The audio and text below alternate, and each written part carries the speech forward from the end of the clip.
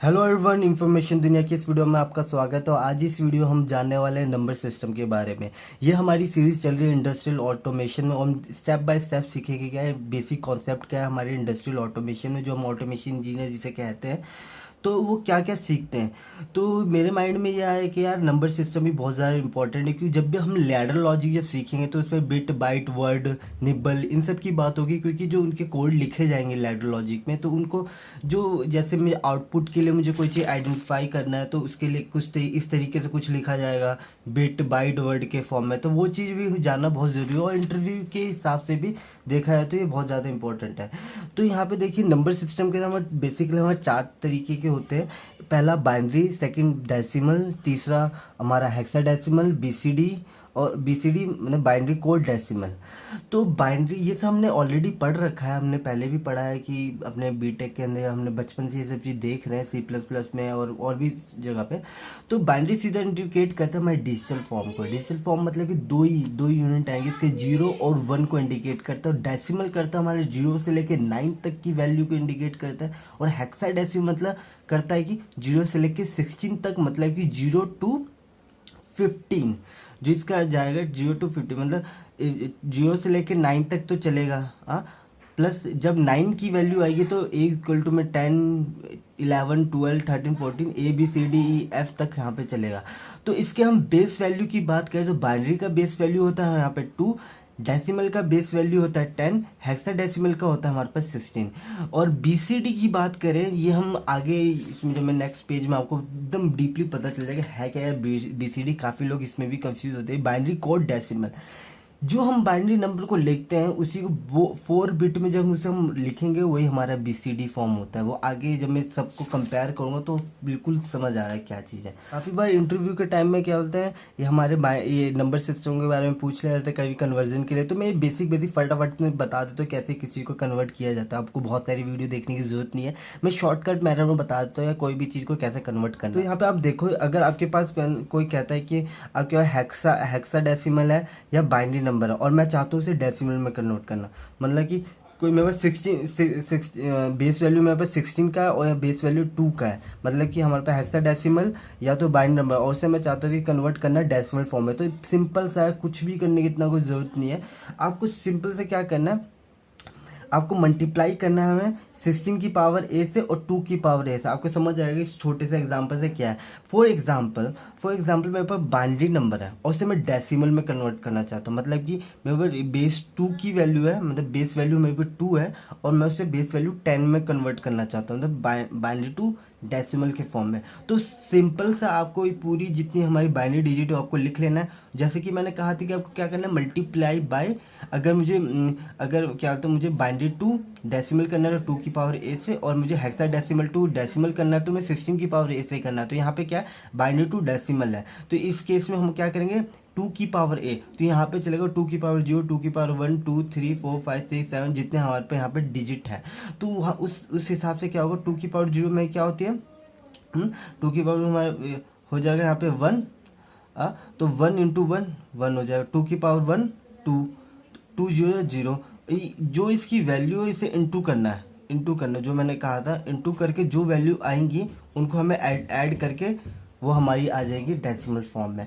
For example मेरे पास क्या हो गया, दूसरा मेरा केस है, इसी कंडीशन में मान लीजिए कि मेरे पास हेक्साडेसिमल की वैल्यू थी कुछ, और उसे मैं कन्वर्ट करना चाहता हूँ डेसिमल फॉर्म पे। तो उस केस में भी यही होगा, यहाँ पे वैल्यू आ जाएगी हमारे 16 की पावर 0, 16 की पावर 1, 16 की पावर 2, ऐसे चलता है सो ऑन। और यहाँ पे हमारी हेक्साडेसिमल की वैल्यू होगी, आपस में इंटू होके जो वैल्यू आएंगी उन्हें ऐड करके हमारे पास रिजल्ट आ जाएगा डेसिमल के फॉर्म में। तो इस सेकंड केस लेते हैं, हमारे पास क्या है डेसिमल टू हेक्साडेसिमल और बाइनरी है। इस कंडीशन में क्या है हमारे पास कोई कहता है कि मुझे डेसिमल फॉर्म में था और उसे मैं क्या करना चाहता हूँ बाइनरी में शायद कन्वर्ट कर दो, या तो आप हेक्साडेसिमल में कन्वर्ट कर दो, ये वही रिवर्स है। तो मैं फटाफट देख लो क्या होता है इसके अंदर। तो इस केस से हमें डिवाइड करना है, डिवाइड किससे 16 या 2 से। तो इस छोटे से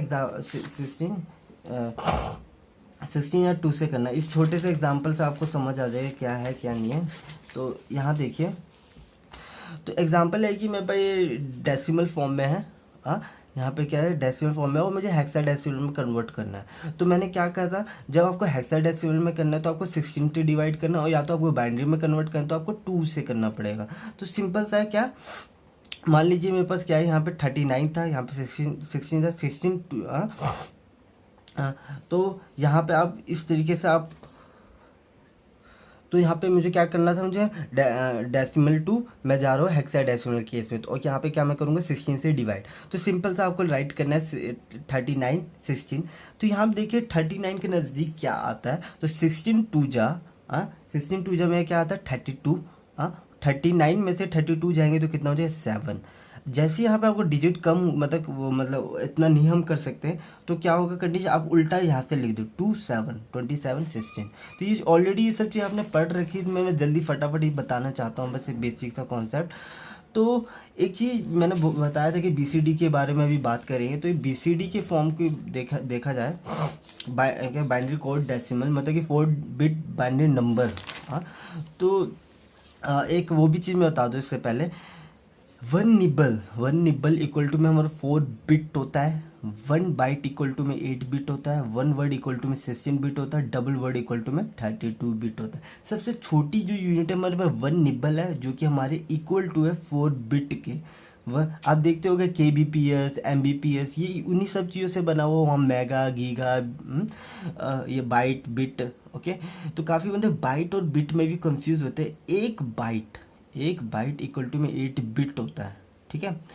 तो यहाँ पे देखते हैं ये सब चीज़ें यूज़ होगी कहाँ पे, हमारे काउंटर टाइमर के केस में, हमारे जब हम लिखेंगे आउटपुट की वैल्यू इनपुट की वैल्यू या लैडर लॉजिक के अंदर, तो आपको उस टाइम में समझ आ जाएगा। तो यहाँ पे अब हम देखते हैं कि वो जो मैंने बताया था आपको बीसीडी के बारे में, तो उस चीज़ को हम देख लेते हैं एक बार। तो बीसीडी बाइनरी कोड डेसिमल। अब यहाँ पे देखिए जो मैंने बताया था, अगर मैं डेसिमल की बात करूँ तो वहाँ पे हमने क्या कहा था, 0 से लेके 9 तक जा रहा है, 0 to 9 गया। हेक्साडेसिमल की बात करूँ तो कहाँ से कहाँ तक जाएगा, 0 से लेके 16 तक, मतलब 16 होता है उसके अंदर, यहाँ पे 0 से लेके 9 तक जाएगा, तो यहाँ पे 0 से लेके 15 तक जाएगा। क्योंकि 0 से स्टार्ट करें अगर, ठीक है। तो हेक्साडेसिमल के लिए 15 तक और डेसिमल के लिए मेरे पास 9 तक है। और यहाँ पे अब एक चीज़ हमेशा याद रखना, जब भी हम हेक्साडेसिमल की बात करें तो 10 से लेके 15 तक यहाँ पे अल्फ़ाबेट में कन्वर्ट हो जाते हैं, A B C D E F तक। और यहाँ पे बाइनरी में देखिए तो क्या हुआ, 0 1 जो ये चल रहा है, ये बता दो कैसे तरीका है। अगर मैं यहाँ लिख देता हूँ 2 की पावर 0, 2 की पावर 1, 2 की पावर 2, 2 की पावर 3, 1 2 4 8। 0 इक्वल टू में 0 सीधा। 1 की बात करें तो क्या यहाँ पे 1, तो यहाँ पे 1 आ जाएगा, बाकी वैल्यू 0। पर बाइनरी के अंदर हम ये चीज़ शो नहीं करते हैं। जैसे यहाँ पे 2 की बात हो रही है तो यहाँ पे क्या आएगा 2, तो यहाँ पे आएगा 1 1 0 1 0। 3 की बात करूँ तो यहाँ पे 2 + 1 ये 3 हो जाएगा, तो यहाँ पे 1 1 आ जाएगा। अब यहाँ पे 4 की बात करूँगा तो यहाँ पे 4 1 0 0। 5 की बात करो 4 1 कितना हो गया 5, तो ये हो जाएगा हमारे पास 1 0 1 1 0 1। इसी तरीके से सारी वैल्यू चलती है। अब बीसीडी के अंदर भी सेम चीज़ है, सेम कॉन्सेप्ट है, बट इसके अंदर 4 बिट में हर चीज़ को लिखें। जैसे यहाँ पे 0 था तो हमने 4 बिट में लिख दिया, 1 था तो इसे भी 4 बिट में लिख दिया। अब बाई चांस यहाँ पे देखिए क्या हो रहा है, 7 है 1 1 1, तो इसे मैंने 4 बिट में लिखा है 8 9 तक। और 10 के केस में यहाँ पे हम देखा तो 0 के लिए तो मैंने 4 बिट में लिख दिया, 1 के लिए मैं अलग से लिखूँगा। यही मेरा बीसीडी कोड है, मतलब 4 बिट मिल के हमारा 1 बाइट बन जाता है। तो आशा करता हूँ ये वीडियो आपको पसंद आई होगी। लाइक कीजिए, शेयर कीजिए, सब्सक्राइब कीजिए। और नेक्स्ट वीडियो हम बात करेंगे पीएलसीज़ के वायरिंग के बारे में, इनपुट पीएलसी का मेन डायग्राम कैसे, यार एक बेसिक कॉन्सेप्ट लेके चलेंगे हम। उसके क्या कहते हैं इनपुट वायरिंग आउटपुट वायरिंग की देखेंगे, कैसे हम मोटर को कनेक्ट करें। देन हमारा मेन टॉपिक स्टार्ट होगा लैडर लॉजिक के बारे में। Thank you so much.